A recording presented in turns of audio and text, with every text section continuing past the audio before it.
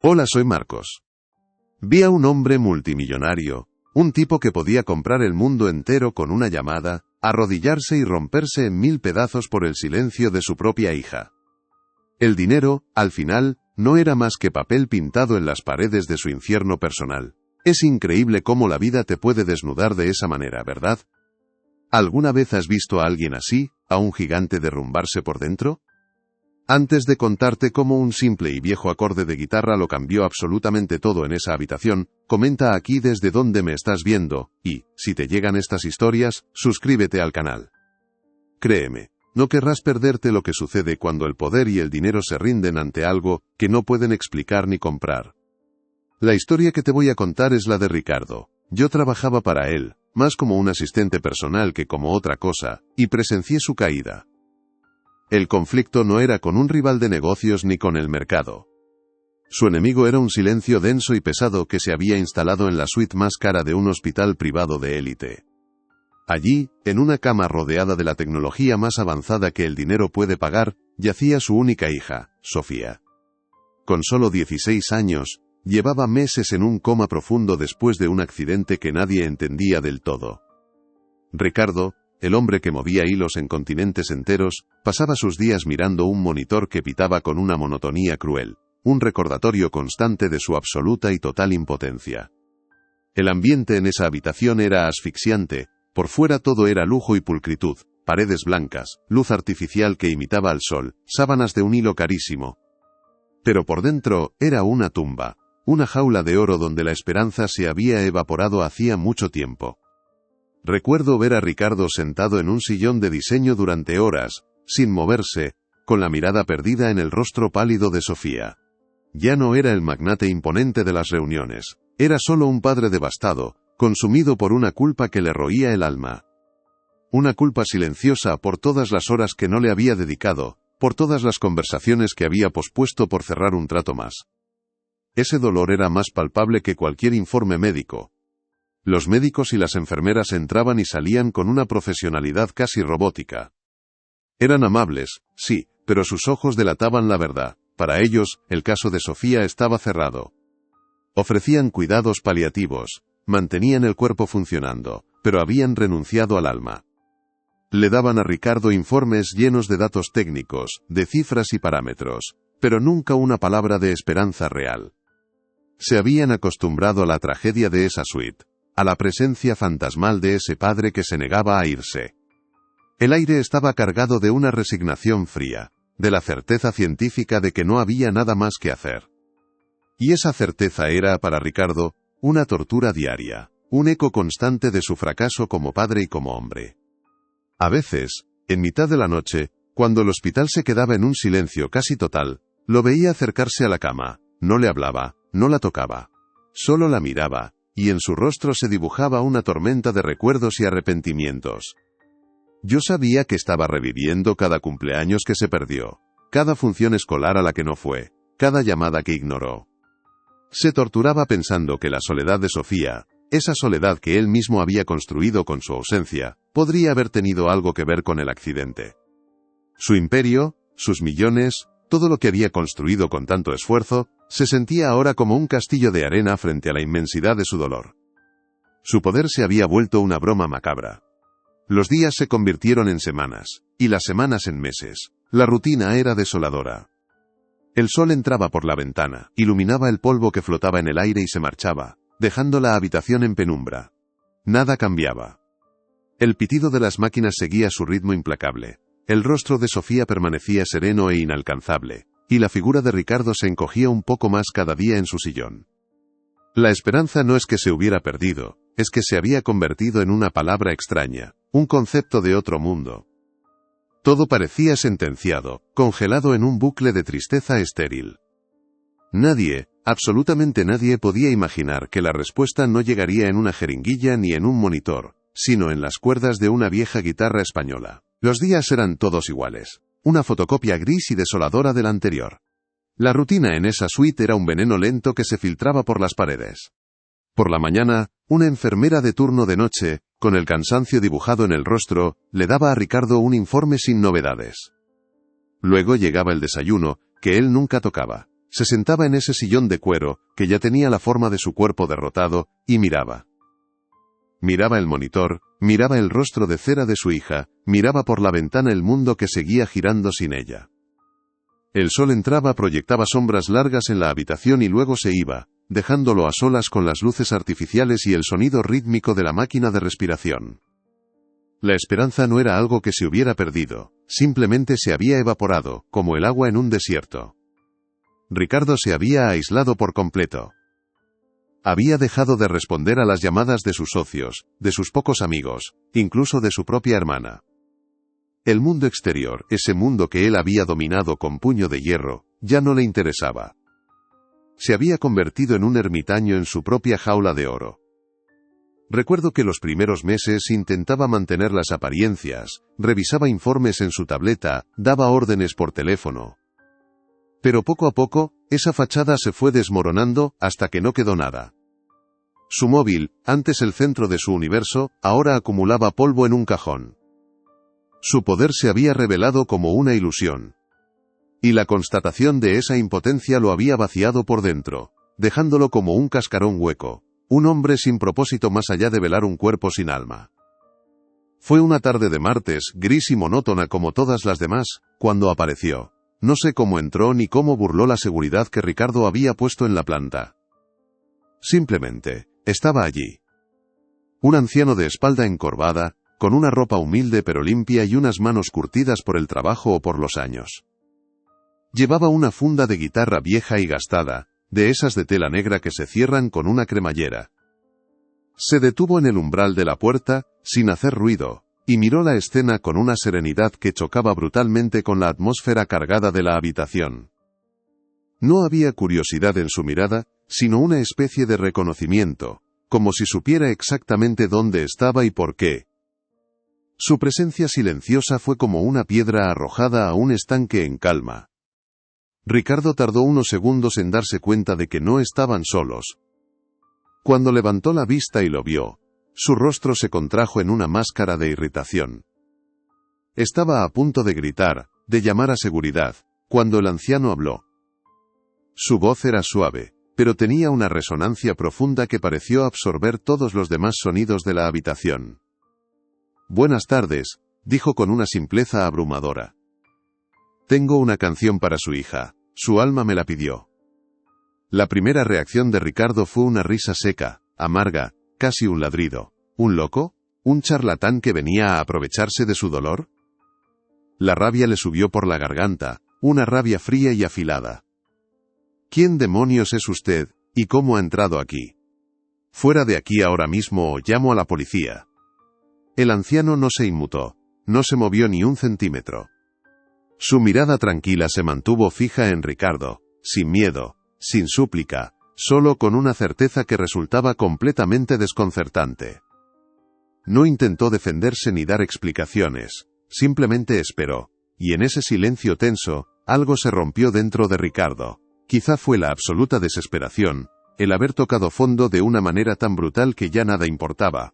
Había escuchado a los mejores neurocirujanos del mundo, había pagado por tratamientos experimentales que no sirvieron de nada, y ahora tenía delante a un viejo con una guitarra que decía hablar con el alma de su hija. La idea era tan absurda, tan ridícula, que casi resultaba poética. El muro de cinismo y control que había construido durante toda su vida se vino abajo. Asintió, un gesto casi imperceptible, derrotado. El hombre mayor no sonrió, ni mostró alivio. Simplemente aceptó el permiso como algo natural, como si supiera que ese era el único desenlace posible. Entró en la habitación con pasos lentos y se acercó a la cama. No miró a Ricardo ni a la enfermera que acababa de entrar, y se había quedado paralizada en una esquina, observando la escena con incredulidad. El anciano solo tenía ojos para Sofía.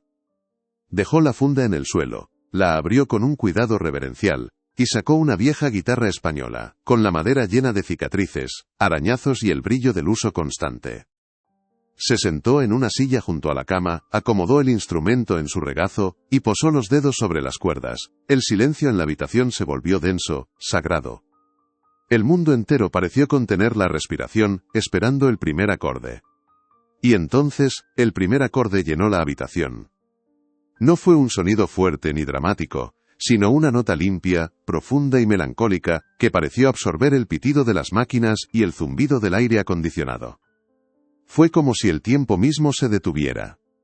La melodía que siguió era increíblemente simple, casi como una canción de cuna, pero tenía una tristeza antigua, una sabiduría que parecía venir de muy lejos. Yo mismo sentí un escalofrío. Ricardo, que hasta ese momento había mantenido una postura rígida y desafiante, se relajó visiblemente en su sillón. Sus hombros cayeron, su mandíbula se aflojó. No estaba mirando a Sofía ni al monitor. Estaba escuchando, completamente absorto, como si esa música estuviera desarmando, una por una, todas las defensas que había construido durante años. El anciano Mateo tocaba con los ojos cerrados. No parecía estar interpretando una pieza memorizada, era más como si la estuviera recibiendo en ese mismo instante. Sus dedos, aunque viejos y nudosos, se movían por los trastes con una fluidez asombrosa, extrayendo de esa vieja madera sonidos que eran a la vez dolorosos y reconfortantes. La música contaba una historia sin palabras, una historia de pérdida, de espera, y de una esperanza casi olvidada. Ricardo seguía inmóvil, con la mirada perdida en algún punto del suelo. Por primera vez en meses, no vi en su rostro la tensión del magnate que lucha una batalla perdida, sino la vulnerabilidad de un hombre que se rinde ante algo mucho más grande que él. La atmósfera ya no era de hospital, sino de santuario. Poco a poco, mientras la melodía se desarrollaba, algo increíble comenzó a suceder en el rostro de Ricardo. Una lágrima solitaria rodó por su mejilla, pero no era de desesperación. Después, las comisuras de sus labios se curvaron ligeramente hacia arriba, en un gesto que era casi una sonrisa, pero cargado de una nostalgia inmensa. Yo sabía lo que estaba pasando. La música no le estaba recordando su culpa, sino los momentos felices que había enterrado bajo capas de trabajo y ambición. La primera vez que sostuvo a Sofía, una tarde en la playa construyendo castillos de arena, el sonido de su risa infantil resonando en el jardín. La canción era una llave que abría puertas selladas en su memoria, devolviéndole no a la hija que había perdido, sino a la que siempre había tenido. Cuando Mateo terminó la primera canción, el silencio que quedó no fue vacío, sino lleno de significado. Abrió los ojos y miró a Ricardo directamente. Ella escuchaba, dijo con una sencillez que desarmaba, pero su alma estaba cansada de tanto silencio. Necesitaba recordar cómo sonaba la alegría. Ricardo, en lugar de cuestionarlo, simplemente asintió, como un niño que acepta una verdad irrefutable. Ya no había rastro del hombre cínico y arrogante. En su lugar, había un padre que estaba empezando a entender. Mateo no le estaba ofreciendo una cura mágica, sino algo mucho más profundo. Una conexión. Le estaba enseñando un lenguaje que el dinero no podía comprar y que la ciencia no podía explicar. El lenguaje del alma, que era el único que Sofía parecía poder entender ahora. A partir de ese día, Mateo volvió cada tarde, a la misma hora. Nunca pidió nada, nunca explicó de dónde venía. Simplemente llegaba, se sentaba, y tocaba. Y con cada visita, Ricardo cambiaba un poco más. Empezó a hablarle al anciano, al principio con frases cortas y torpes, y luego con largos desahogos sobre sus miedos, sus remordimientos, su soledad. Mateo escuchaba en silencio, asintiendo de vez en cuando, su presencia era un bálsamo. Vi a Ricardo volver a comer, a dormir algunas horas seguidas en el sillón sin despertarse sobresaltado. Incluso un día, tras una melodía especialmente alegre, soltó una pequeña risa, un sonido ronco y oxidado por el desuso. Fue un momento tan inesperado y milagroso como cualquier alteración en los monitores de Sofía.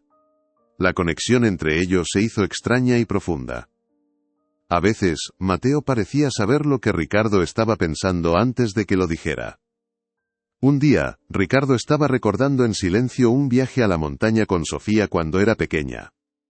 Justo en ese momento, Mateo comenzó a tocar una melodía que sonaba a viento entre los pinos, a arroyos frescos. Ricardo lo miró, con los ojos abiertos de par en par, pero el anciano siguió con los ojos cerrados, como si estuviera en otro lugar. Ya no era solo música. Era un diálogo sin palabras, un puente tendido entre el mundo de la razón y el del misterio. Y en ese puente, Ricardo estaba encontrando no solo la esperanza para su hija, sino su propia salvación. Estaba aprendiendo a escuchar.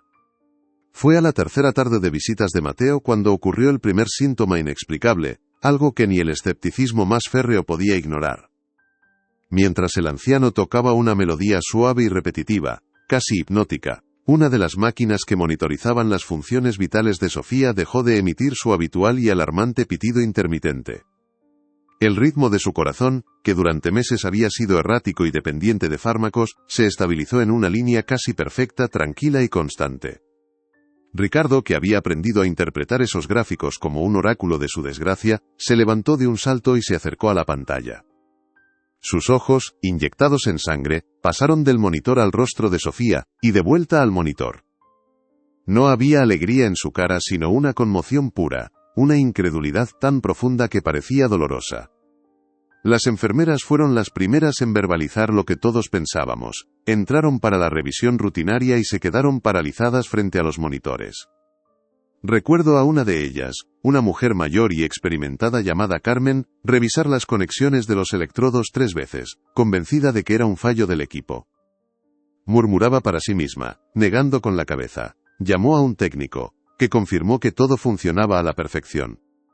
Durante el resto del día, el personal médico entraba y salía con excusas, pero en realidad venían a mirar los gráficos con una mezcla de fascinación y desconcierto profesional. No había explicación médica para esa repentina autorregulación. Mateo, ajeno a todo ese revuelo, simplemente terminaba su canción, guardaba su guitarra y se marchaba con la misma paz con la que había llegado. El cambio más profundo, sin embargo, ocurría en Ricardo durante las noches. Me confesó, con una voz rota y temblorosa, que sus pesadillas habían cambiado. Ya no soñaba con el accidente, ni con la culpa que lo carcomía. En su lugar, la música de Mateo parecía haber desbloqueado un archivo olvidado de su memoria.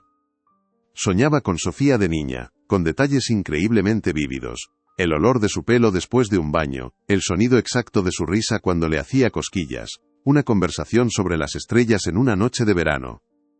No eran sueños de curación sino de recuerdo. Eran fragmentos de la vida que había perdido no en el hospital sino mucho antes, en las salas de juntas y los viajes de negocios. Se despertaba con lágrimas en los ojos, pero ya no eran de desesperación, sino de una nostalgia dulce y dolorosa. Esa paz interna empezó a reflejarse en su exterior. Las profundas ojeras que le daban un aspecto fantasmal comenzaron a atenuarse.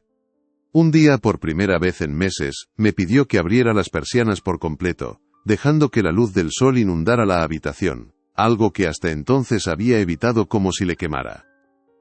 Incluso aceptó un café y se lo bebió lentamente, mirando por la ventana. El cambio fue tan sutil pero tan significativo que me dejó sin palabras. Ya no era solo una figura encorvada por el dolor, sino un hombre que volvía a habitar su propio cuerpo.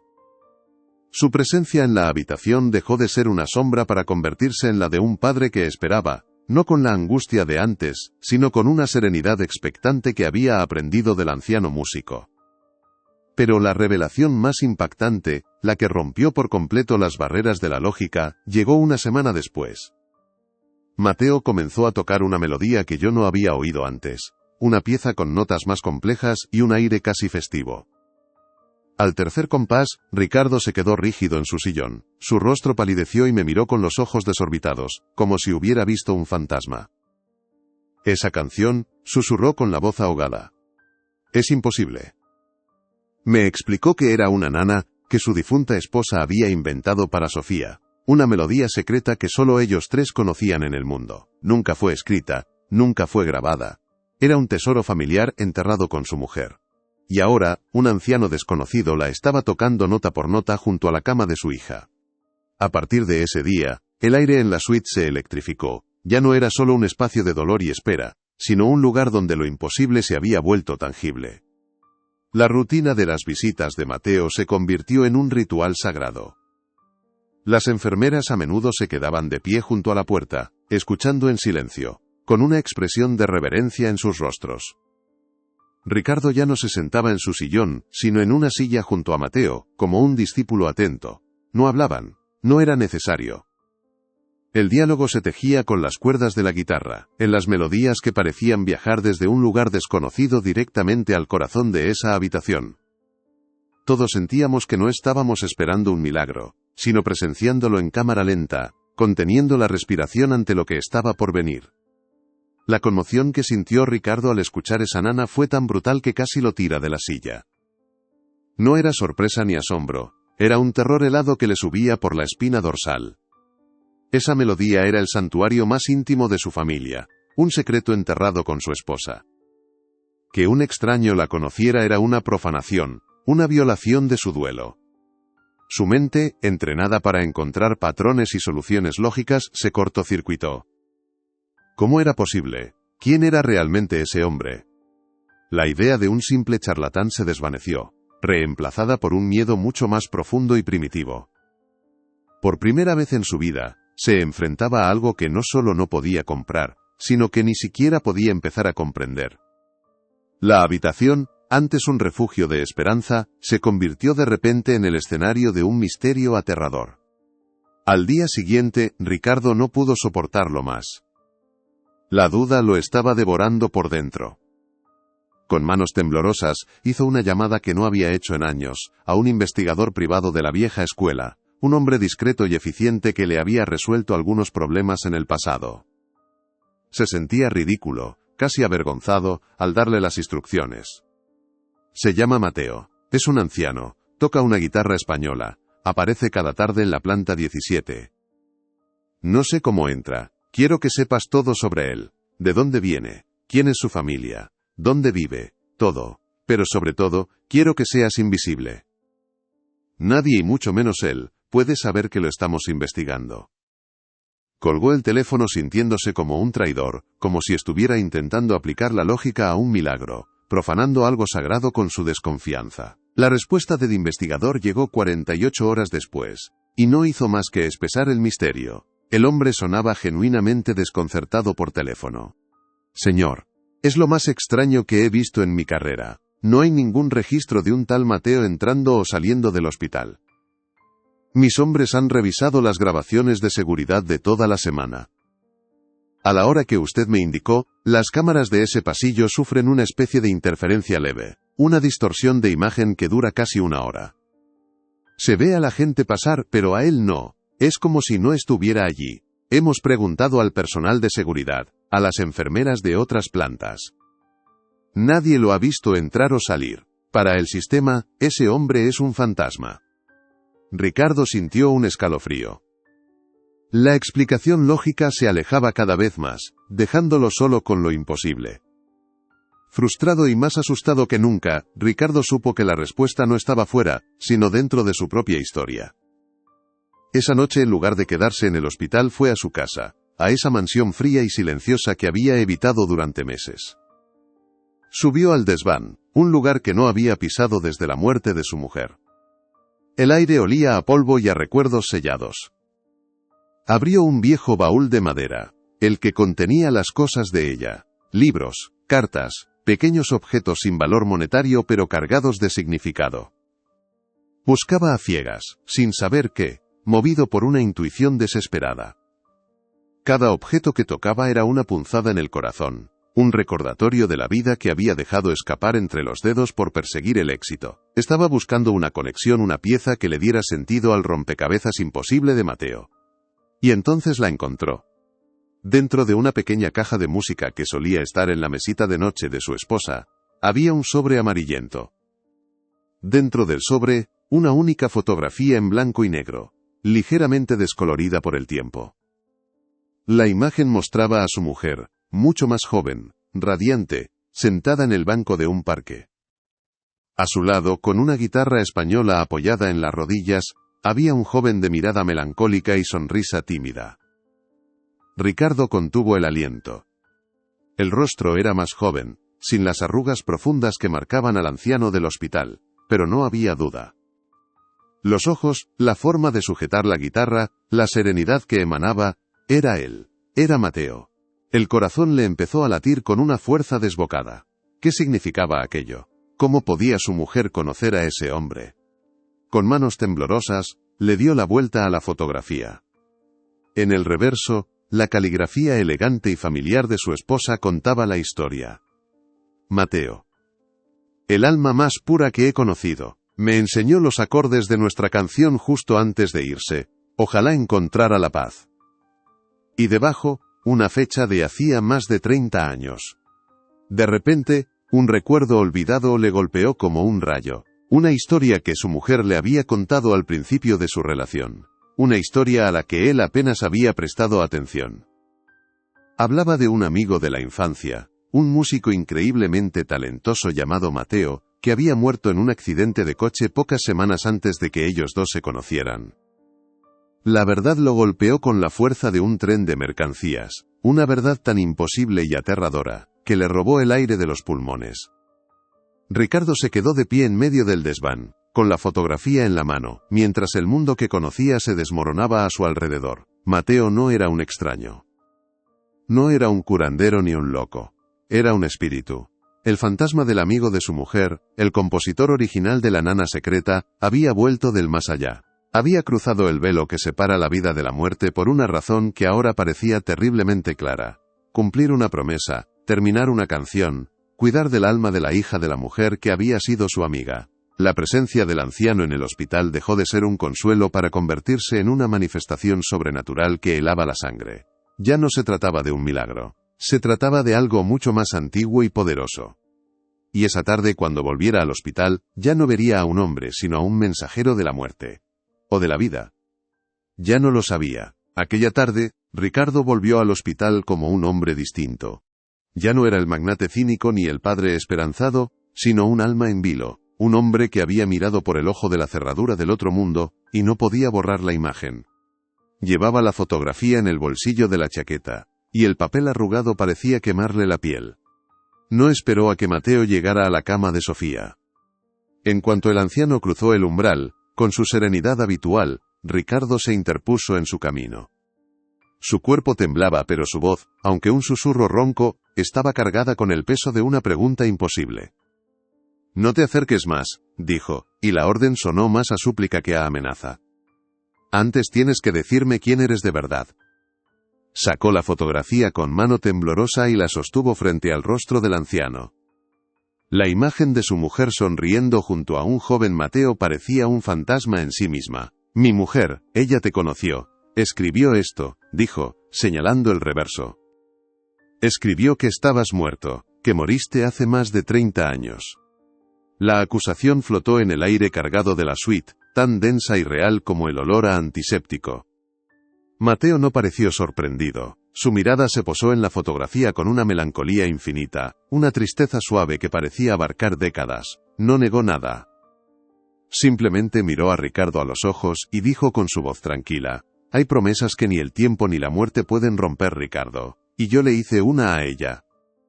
La respuesta, en lugar de aclarar, hundió a Ricardo aún más en el abismo de lo incomprensible. Su mente, entrenada para la lógica y los hechos, se rebelaba. Se agarró la cabeza con las manos, al borde del colapso. «Entonces, ¿qué eres? ¿Un fantasma? ¿Un ángel?» Su voz se quebró, y la desesperación de un padre superó cualquier otro miedo. «¿Has venido a llevártela? ¿Es eso? Dímelo. Si has venido a por ella, llévame a mí en su lugar, pero déjala en paz». Cayó de rodillas, el gran Ricardo, el hombre que movía el mundo, suplicando a lo que parecía ser una aparición. La enfermera que estaba en la habitación se quedó petrificada, con los ojos abiertos como platos, testigo mudo de una escena que desafiaba toda cordura y explicación médica. Mateo dio un paso adelante y por primera vez puso una mano en el hombro de Ricardo. El contacto fue sorprendentemente cálido, real. «No he venido a llevarme a nadie», dijo con una firmeza gentil. «Estoy aquí porque ella me llamó». Su alma se estaba apagando en este silencio, en esta soledad. La canción que su madre y yo creamos juntos es un lazo, un hilo de luz. Y ese hilo se estaba rompiendo. Miró hacia la cama de Sofía. «Yo no soy más que el guardián de esa melodía». Le prometí a Elena que nunca dejaría que se perdiera, y el alma de su hija la estaba olvidando. Solo he venido a recordársela, a recordarle el camino de vuelta a casa, a ti. La verdad lo golpeó con la fuerza de una revelación mística. No era su dinero, ni los médicos, ni su propia vigilia lo que estaba salvando a Sofía. Era el amor de su difunta esposa, un amor tan poderoso que había cruzado la barrera de la muerte a través de este mensajero espectral. Toda su vida, todo su imperio, le pareció de repente una farsa vacía y ridícula. Había construido un castillo de oro sobre la tumba de lo que realmente importaba: la conexión, el amor, la fe. Miró a su hija, y por primera vez en meses, no vio un cuerpo enfermo, sino un alma a la que casi pierde por no saber escuchar. Las lágrimas brotaron de sus ojos, pero ya no eran de dolor, sino de una vergüenza y un arrepentimiento tan profundos que lo purificaron por dentro. Y justo en ese instante de rendición absoluta, mientras el llanto de Ricardo llenaba el silencio y la mano de Mateo descansaba en su hombro, ocurrió. Los dedos de la mano izquierda de Sofía, que habían permanecido inertes como el mármol durante meses, se movieron. No fue un espasmo, no fue un reflejo. Se flexionaron lentamente, con una intención inconfundible, como si buscaran algo a tientas. Y entonces, de sus labios pálidos, escapó un sonido, un susurro frágil, pero perfectamente claro. Una sola palabra que lo cambió todo para siempre: papá. La enfermera ahogó un grito y se llevó las manos a la boca. El monitor del ritmo cardíaco, que había sido una monótona línea de picos regulares, empezó a dibujar un patrón más vivo, más fuerte, más humano. Ricardo levantó la cabeza bruscamente, con el rostro bañado en lágrimas. Su mirada se cruzó con la de Mateo, y en los ojos del anciano no había triunfo, solo una paz infinita, la satisfacción del deber cumplido. Ya no había preguntas. Ya no había miedo, solo una certeza abrumadora y sagrada: el magnate ya no existía. En su lugar, de rodillas en el suelo de esa suite de hospital, solo quedaba un padre que había sido testigo de un milagro. Un padre que acababa de recibir la prueba irrefutable de que el amor es la única fuerza del universo que nunca muere. Se inclinó hacia adelante hasta que su frente tocó el suelo frío, en un gesto de gratitud y humildad que era la oración más sincera que había pronunciado en toda su vida. Cuando Ricardo levantó la vista del suelo, el mundo había cambiado de color. El grito ahogado de la enfermera llamando a los médicos por el intercomunicador era un ruido lejano, sin importancia. Su universo entero se había contraído a esa única palabra: papá, y al movimiento casi imperceptible de los dedos de su hija. Se puso en pie, con las rodillas temblorosas, sintiendo un vértigo que no era de debilidad, sino de renacimiento. Se giró para buscar a Mateo, para caer de nuevo de rodillas, pero esta vez ante él, para darle las gracias, para ofrecerle el mundo. Pero ya no estaba. La habitación estaba vacía, salvo por ellos, y el personal médico que empezaba a entrar en tropel. El anciano se había desvanecido tan silenciosamente como había llegado, dejando tras de sí solo el eco de una guitarra y el aroma inconfundible de un milagro. La recuperación de Sofía no fue un despertar de película, sino un lento y laborioso regreso a la vida. Fue un proceso de pequeños milagros diarios que los médicos, con sus batas blancas y sus explicaciones científicas, no podían catalogar. Primero fue abrir los ojos y mantener la mirada fija en el rostro de su padre. Luego, una semana después, un apretón de manos intencionado. Más tarde, palabras sueltas que se fueron convirtiendo en frases torpes. Los neurólogos hablaban de una recuperación neurológica espontánea sin precedentes. Escribían informes, realizaban pruebas. Ricardo los escuchaba con una paciencia nueva, asintiendo con una sonrisa serena. Él sabía la verdad. Sabía que la ciencia solo estaba describiendo los efectos de una causa que jamás podría medir, una promesa hecha más allá de la muerte, y una canción que había recordado a un alma el camino a casa. El cambio más profundo, sin embargo, se había operado en Ricardo. El magnate murió en aquella suite de hospital. El hombre que resurgió era alguien a quien yo apenas reconocía. Despidió a las enfermeras privadas y asumió él mismo gran parte de los cuidados de Sofía. Le leía en voz alta los libros de su infancia, le cepillaba el pelo con una delicadeza que nunca antes le había visto, y pasaba horas simplemente sentado a su lado, en silencio, sosteniendo su mano. Ya no miraba los monitores, la miraba a ella. Aprendió a comunicarse en el lenguaje que Mateo le había enseñado, el de la presencia, el de la atención plena. Su imperio, sus negocios, todo aquello que había definido su existencia, se convirtió en un ruido de fondo, una distracción sin sentido frente a la única verdad que ahora importaba. Un mes después del despertar de Sofía, cuando ella ya estaba lo suficientemente estable como para iniciar la rehabilitación, Ricardo hizo algo que conmocionó a todo su círculo. Convocó a su equipo de abogados y asesores financieros, no para planificar una nueva adquisición, sino para iniciar la liquidación de más de la mitad de su imperio. Vendió el jet privado, el yate, las propiedades en el extranjero. Sus socios y rivales pensaron que el dolor le había hecho perder la cabeza, que se estaba deshaciendo de todo por lo que había luchado. No entendían que en realidad, estaba haciendo lo contrario. Se estaba deshaciendo de todo lo que le había impedido vivir, de las cadenas doradas que casi le cuestan el alma de su hija. Estaba comprando su libertad, y por primera vez, sentía que estaba haciendo una inversión con sentido. Con una parte considerable de esa fortuna, creó la Fundación Mateo. Su propósito no era caritativo en el sentido tradicional, no buscaba curas médicas ni financiaba investigaciones. Su única misión era llevar música a quienes se encontraban en el umbral entre la vida y la muerte. Contrató a músicos, no a virtuosos de fama mundial, sino a almas sensibles capaces de tocar con el corazón, y los envió a las unidades de cuidados intensivos, a los hospicios, a las habitaciones de hospital donde la esperanza se había extinguido. Ricardo no buscaba replicar su milagro, sabía que eso era imposible. Buscaba ofrecer lo único que él había aprendido que realmente importaba, una resonancia, un recordatorio de que incluso en el silencio más profundo, el alma sigue escuchando y esperando una canción que le recuerde que no está sola. 6 meses después, vi la culminación de su transformación. Estábamos en el jardín de su casa, una tarde de primavera. Sofía, sentada en una silla de ruedas, aún débil pero con una luz radiante en los ojos, observaba a su padre. Ricardo tenía en su regazo una vieja guitarra española, una que había pertenecido a su propia juventud, y que había rescatado del desván. Con una torpeza conmovedora, sus dedos, acostumbrados a firmar contratos millonarios, intentaban arrancar las notas de aquella nana secreta. El sonido era vacilante, desafinado, pero Sofía sonrió, una sonrisa genuina y plena. Luego, ambos se echaron a reír, una risa compartida que llenó el aire de una alegría pura y sencilla. En ese momento, entendí que Ricardo había encontrado por fin lo que siempre había buscado, una riqueza que no se podía contar, solo sentir.